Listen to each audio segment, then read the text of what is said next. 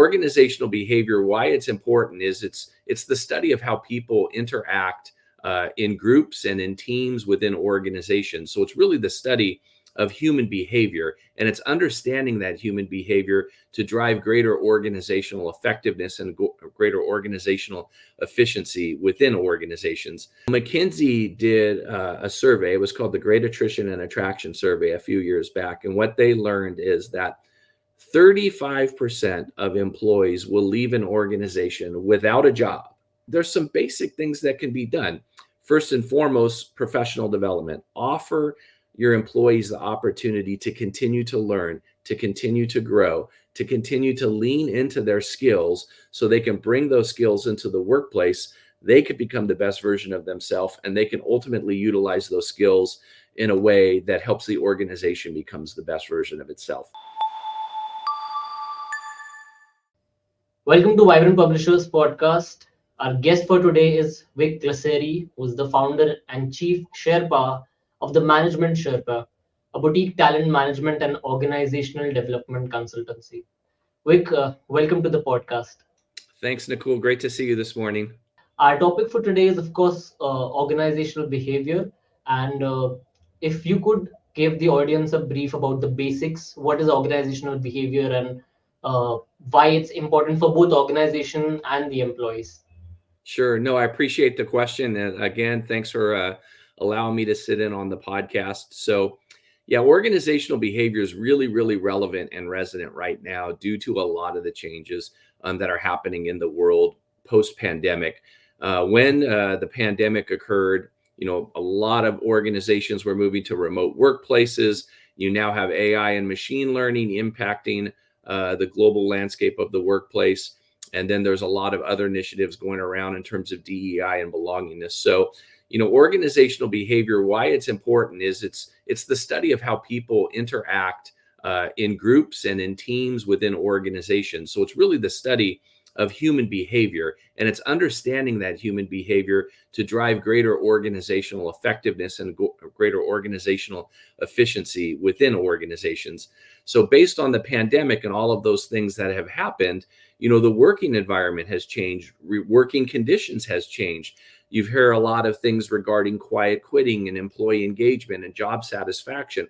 All of those things are impacted based on human behavior and how humans feel, whether they fit within an organization or not.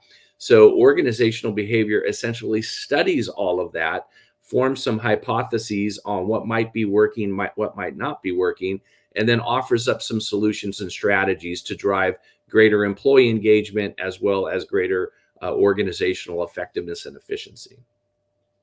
Got it. Thank you for sharing that. Sure. Now, let's go a bit deeper into the topic. If you could walk us through some of the core theories of OB, such as motivation, leadership, group dynamics, and others, if I'm missing out any, and how Sure. they impact the employee behavior and overall success of the organization. Sure. Yeah. So the book's broken up into three sections. One focuses on the individual. That's the first third of the book. The second section focuses on teams. And then the third section essentially is the organization itself and the organizational culture.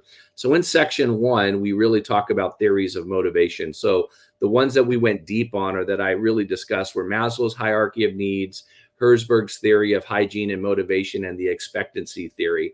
The least common denominator or the net between those types of motivational theories is really truly trying to understand what's important to employees. Where are they personally and where are they professionally within their organizational journey? What motivates them? What inspires them? What are they intrinsically or extrinsically driven by?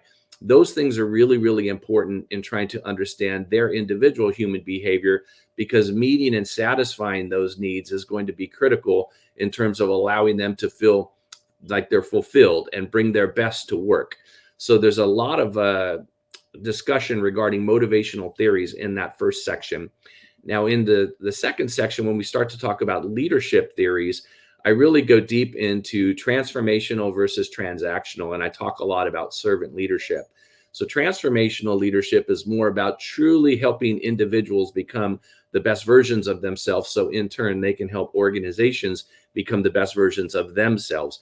So it's about higher end leadership. It's about empowering employees. It's about tapping into their strengths. It's about leveraging those strengths so they can be scalable within the organization. It's about identifying some potential shadows for those employees to develop as well. Versus transactional leadership is more supervisory. It's more frontline leadership. It's more directing behavior. It's directing tasks. It's directing work versus empowering work. And then ultimately, servant leadership being the servant serves the CEO or the executive serves the entire organization with a very hands-up, nurturing philosophy, empowering them, very, very similar transformational leadership, but empowering them in a way to become the best versions of themselves. And then I also talk about Tuckman's model of group dynamics. And this is the whole forming, storming, norming, performing, and adjourning. And I go through in each of those stages what's actually happening. What are the people thinking about as they're forming in these groups? What are some of the conflicts that might be occurring? How's that impacting collaboration? How's that impacting communication? And what's the natural progression to move from forming and storming and ultimately getting into that norming stage where there's a lot of alignment in leadership philosophies? There's a lot of alignment in vision for the team. So once that alignment is there, then they can move into the performing stage and actually start tackling some of the goals and objectives that the team was designed for. And then ultimately after that, the team will adjourn and they will celebrate their wins and successes. And I also introduce another model called Belbin's theory, which really talks about when members are on a team, they have some preferred styles that they want to work in. Some people are good at just being a team member. Some people are good at being monitors. Some people are good at being drivers or coordinators. Everyone has a role. So when you can tap into understanding what individual strengths and roles and preferences are that people like to participate in teams with, they're more effective. Because usually what happens is everyone comes onto a team and then everyone assumes they all have the same role, consultant or informer or team member. But the reality is they have different strengths that might lead to greater success with the team. So as you're able to identify those strengths, you can really empower those teams for success. And so an individual has to find out what their strength is and find out their strength and try to make it better rather than becoming something else or someone else. Mm-hmm. Yeah, and that's why we wrote a new chapter in the book, chapter 16, which is all about assessments.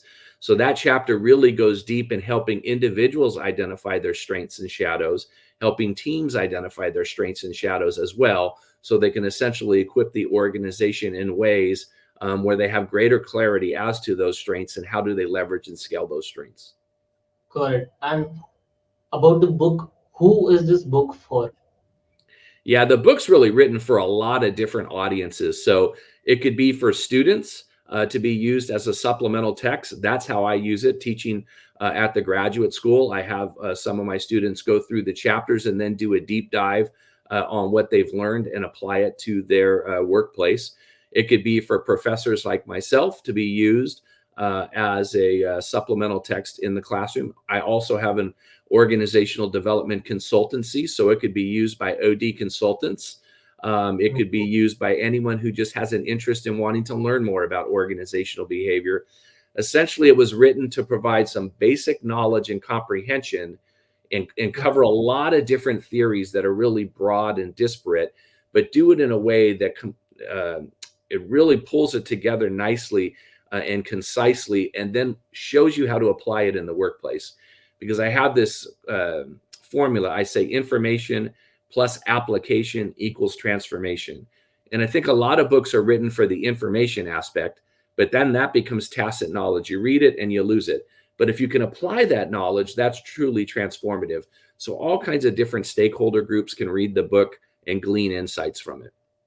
Correct. I would like to take up the topic of communication within an organization. And we see that there's sometimes communication styles can vary across different generations.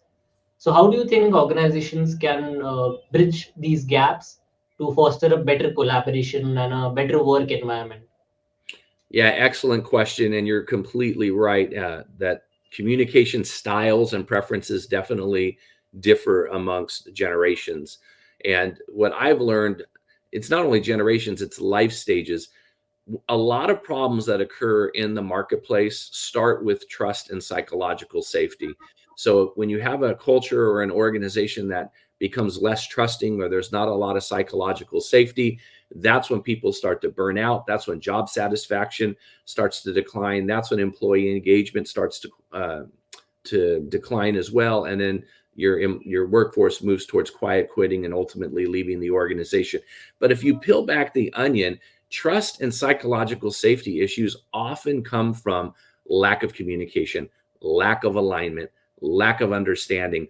So it's really important to understand what are the basic tenets of effective communication and building credibility and building trust. And I have this acronym that I use in the sales courses that I teach at the university, and it's called LARK. And the L stands for listen. The first A stands for acknowledge. The second A stands for assess. The R stands for respond. And the C stands for confirm. And what I've learned is the LARK model can be used regardless of the life stage or regardless of the generation. So the L part in the listening, you just want to be an active listener. As the receiver of information, you want to make sure you have complete understanding and complete clarity, and you're empowering the sender of the information to deliver that message. Once that's delivered, the first A is acknowledge. So you acknowledge that receiver. You may parrot back what you've heard to make sure you have clarity, and it uplifts and nurtures that relationship, and it affirms that you're paying attention to the sender. Now, if you don't have clarity, that's when you move to the next A. That's the assess. So you assess by asking more questions. Hey, you mentioned this, but can you provide me an example to help me understand that? Or do you mind if I repeat that back to make sure I understood you correctly? It again shows you're being an active listener. And once you move through the process, ultimately, when you feel like there's alignment and there's true understanding and there's true clarity, that's when you can respond. But what happens across anybody in any life stage or generation is people will start to jump towards response and turn off that active listening lens before they even have clarity. But once you have clarity, and once you've assessed the situation correctly, you can respond, and then the sender and the receiver speak collectively to ultimately confirm and align. That's not only the solution for communication, it's the solution for conflict resolution and interpersonal skills. It just covers a lot of different dynamics in terms of the heart of what can break up companies: lack of communication and break down trust. Again, lack of communication. Correct. And I think not just organizations, but everyone can benefit from the model, the LARK model. Right. Moving forward, if you could provide some practical strategies that organizations can adopt to improve employee engagement and productivity, because employee engagement is a big part of OB. So if you could explain that in a nutshell. Sure. No, appreciate the question. So McKinsey did a survey. It was called the Great Attrition and Attraction Survey a few years back. And what they learned is that 35% of employees will leave an organization without a job. So they will leave their current job without another job for three predominant reasons. About 35%. Unpredictable and unsustainable work conditions, a poor culture with the toxic workplace and poor leadership.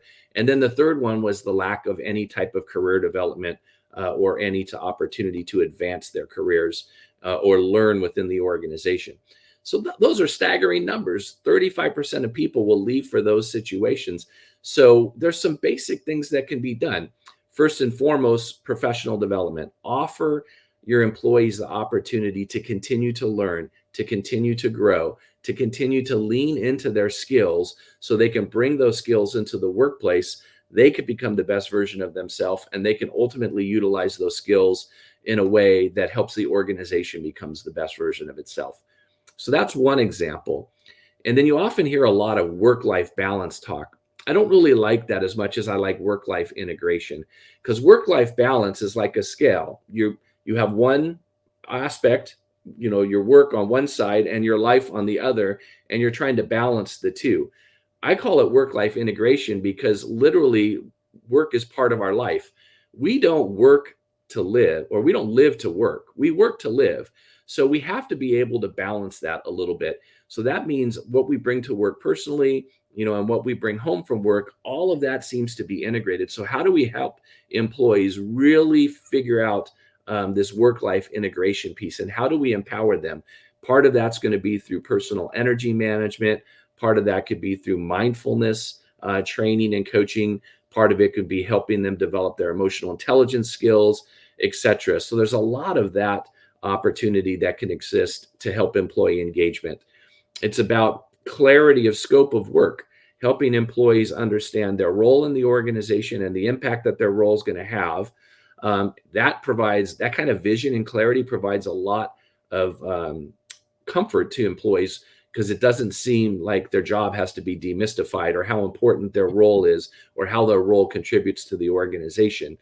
And then on the reward side, rewards and recognition, just helping employees recognize when they're doing good work, applauding them for that. And it doesn't always have to be extrinsic motivations. It could just be attaboys and attagirls, or communications throughout company resource channels. So a lot of the efforts that they've done within their work are being celebrated within the workplace, and their managers and leaders are saying, this is what was done, this is why it's important, and this is how it's impacting the business. All of those things drive higher levels of employee engagement. Correct. And so I think this concept of work-life integration is a great paradigm shift, moving from work-life balance to work-life integration. If you could expand on that a little bit. Yeah, because work-life balance, again, you almost feel like things are mutually exclusive. Work is work, home is home, work is professional, home is personal. Those are mutually exclusive and separate. And I just sort of have to weigh how I balance those out throughout my day. But the reality is, especially since the pandemic, when most of us working from a remote workplace or in the home, work-life integration is more important. So it's understanding, where do we peak? Are we morning people? Are we afternoon people? Are we early or late afternoon, early evening people? When do we peak? And if we're restoring in the afternoon, maybe we limit our meetings in the afternoon, and we push our meetings more in the mornings and into the early afternoon, because that's when we have peak mental acuity, peak emotional acuity, peak physical acuity. So we can focus our energies there, where we're really more on top of our game, and allow us to restore. Or personal energy management, it's really about working in ebbs and flows. So there's something called the Pomodoro technique. It's a time management and a personal energy management activity, in that you set 25-minute Pomodoros where you just focus on the work, and you take a 5-minute break, and it's a physical break and it's a mental break. And then you do another 25-minute Pomodoro, and then you take another 5-minute break. As organizations can start to learn how to work within those Pomodoros, then they become more effective, and they're getting greater return on investment in terms of the employees' time, and the employees are able to accomplish a lot more of work, managing it within those ebbs and flows of the business and within their energy rhythms, and in a way that gives them the physical rest they need to continue to be more productive in the workplace when they jump back into the work. And another opportunity is email etiquette. So it's really providing some guidelines around emails. Everyone gets 150 to 250 emails a day. Impossible to read all those emails. So how do you categorize the emails into, hey, in the subject line, we're going to say, this is an action email. So if you sort by subject and you start it off with action, that means you're going to have to respond within 2 hours. Or maybe it's a decision email, and if you sort by subject and its decision, you respond in 4 hours. Or maybe it's a consult email, so response time is 8 hours. Or maybe it's just an inform email where there is no response time. If you help build in some of these policies and protocols within your organization, it drives greater effectiveness, and it sort of de-escalates the emotion that employees have when they look at their inbox and they see 250 emails, because there's a process there to be more effective. All of that together helps with that work-life integration. Yeah, that's a good point, to segregate emails with actionable items. Great.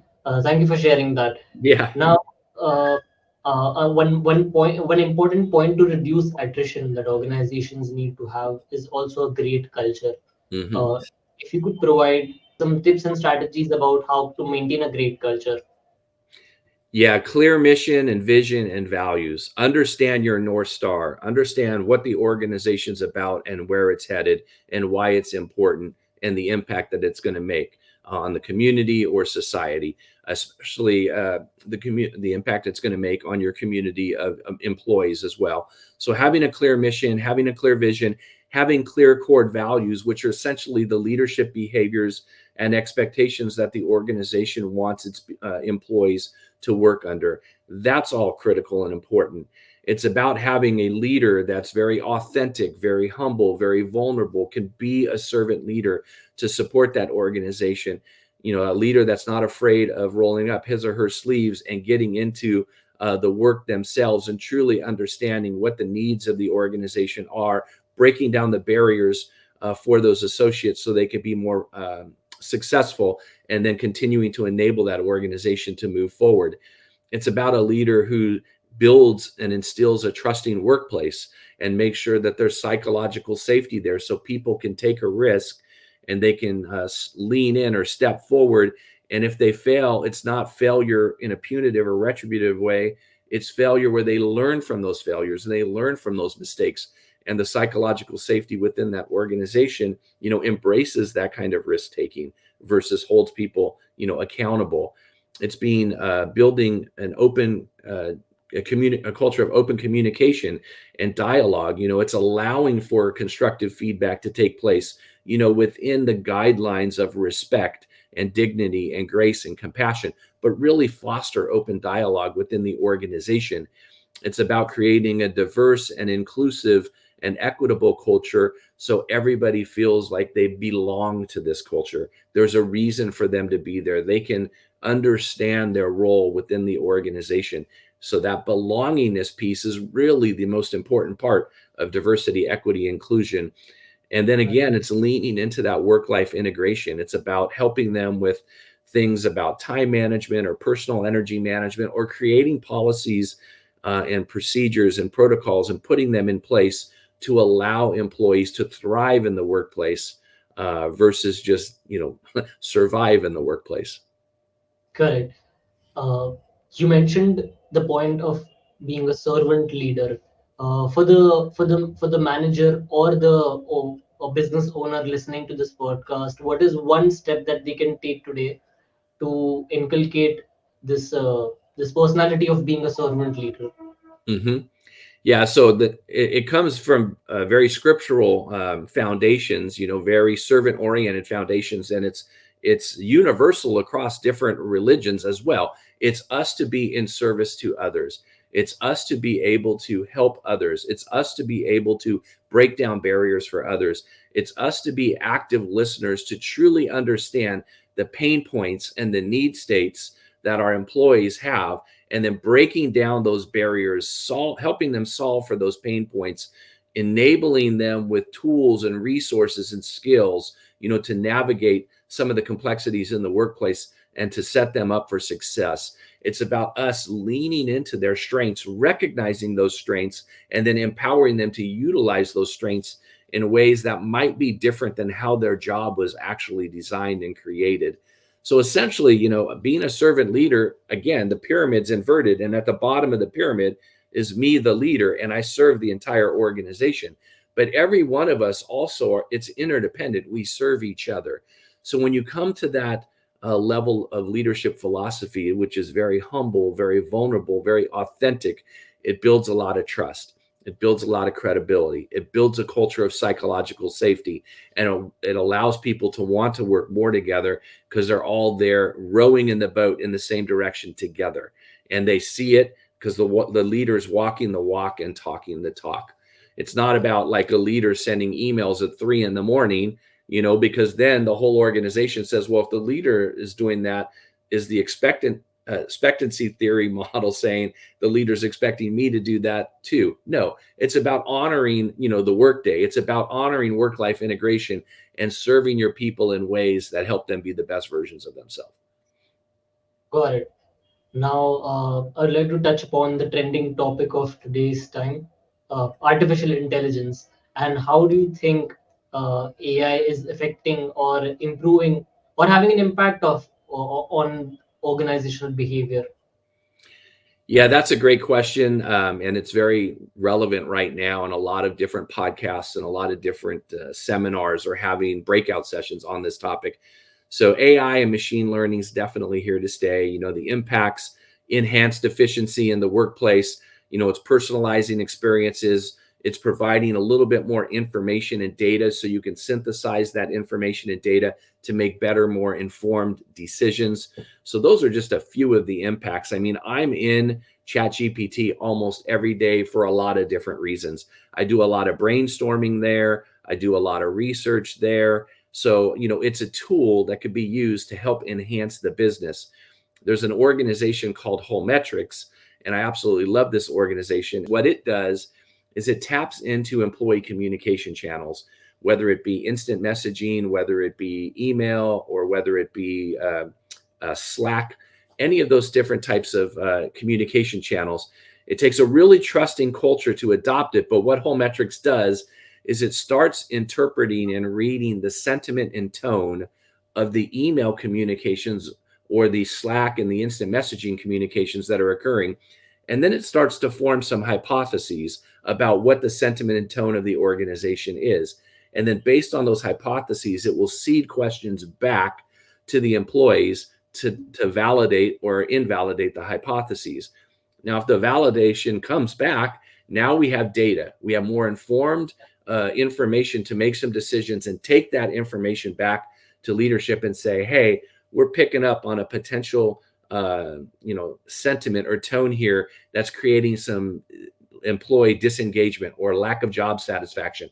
Maybe we need to act and put some things in place immediately to help remedy that. Because in the absence of AI and Whole Metrics, what we would usually do is do an employee survey. So we do the survey, it takes about a month to finish, then you bring a team in place, you start discussing the results, then you start discussing what the actions are going to be. 4 or 5 months later, you start putting, an initiative in place. In 6, 7, 8, 9 months, you do another assessment survey. That's 6 to 9 months of time, where Whole Metrics can do this in 6 to 9 days. So it allows people to be more effective. It allows leaders to be more proactive in solving some of the issues that can potentially exist in the workplace. So that's an example of a specific tool that impacts organizational effectiveness. Understood. And what ethical considerations do you think AI brings along with it? Yeah, so there's definitely trust. There's a lot of transparency concerns there. There's a lot of privacy concerns there. It's the inclusivity. It's accountability. It's how do you use it. Right now, it's the fear of the unknown. So, in a naive or ignorant organization where they don't have knowledge of what AI can do to be a tool for effectiveness and efficiency, there's fear. The more we can educate employees and send them to different kinds of training to help them understand how AI can serve us and how it could be done in a way which is responsible, how it could be done in a way where privacy concerns are definitely protected, then people start to lean into it a little bit more. But it's really about demystifying it, helping people understand how to use it, how it can be a service, what some potential shadows of it could be, and what are the organizational policies and procedures that are in place to protect against those shadows, and how it could be just rolled out into the day-to-day business. That's what's really important moving forward. Understood. Now, my last question to you is regarding burnouts. Now, we've talked a lot about how organizations can improve productivity and work-life integration. But what about the burnouts? How can organizations detect that, and how can they prevent it? Yeah, so the aforementioned Whole Metrics software is one, picking up on sentiment and tone within communication channels. That's obviously one. Employees will start becoming a little bit more cynical. They'll become a little bit more self-interested. They'll become a little bit more protective. They'll set up barriers and push associates away. So maybe picking up on those cues non-verbally or verbally. It's looking at decreased productivity. It's really focusing on employee wellness and saying spiritually, mentally, emotionally, physically, socially, where are our employees? And are those if you're looking at that on a stoplight scale, red, yellow, green, if they're tending towards yellow, orange, and red, why might that be the case? What do we need to do from a personal energy management and personal wellness perspective to help to help navigate those issues, to empower the employees to be in a way where they have more personal energy and they feel more fulfilled, because the organization's picking up on that. It's seeing employees withdraw. All of those different types of things are going to have an impact on employee burnout. And if you think about life through work-life integration again, then all of those things are really important for wellness programs in the workplace. So wellness programs is a way to help fight that. Professional development is a way to help fight that. Understanding the intrinsic or just the motivating and cultural influences and preferences that your organization has and what's important to them, and celebrating those things and empowering people in ways that will allow them to enhance their productivity through more task-oriented or project-oriented or team-based initiatives that allow them to flow within their strengths. That's a way where you can help with employee burnout. But it's like the McKinsey study said, 35% of people will leave for toxic workplace, unpredictable, unsustainable work conditions, or a lack of career development and professional development opportunities. Those are three big reasons that we can attack immediately. And wellness programs, again, personal energy management, celebrating wins, development opportunities, mentorship programs, all of those are potential solutions to help with burnout in the workplace. Got it. Well, thank you so much, Vic, for sharing insights on the world of OB. I'm sure the audience have taken a lot of actionable tips from the podcast. It was wonderful having this session with you. Yeah, I Once again, always enjoy our conversations. yeah, same here. We hope to have you on the podcast once again. And to the audience, thank you so much for joining us today. Yes, thanks, everybody. I appreciate you. Enjoy the book.